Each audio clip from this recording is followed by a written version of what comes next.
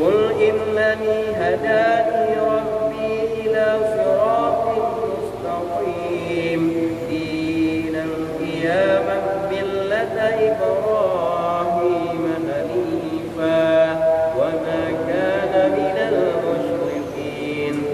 قل إن صلاتي ونسكي ومحياي ومماتي لله رب العالمين لا شريك له وبذلك أمرت وأنا أول المسلمين قل أغير الله أبغي ربا وهو رب كل شيء ولا تمسك كل نفس إلا عليها ولا تزر وازرة وزر أخرى ثم إلى ربكم مرجعكم فينبئكم بما كنتم فيه تختلفون وهو الذي جعلكم خلائف الأرض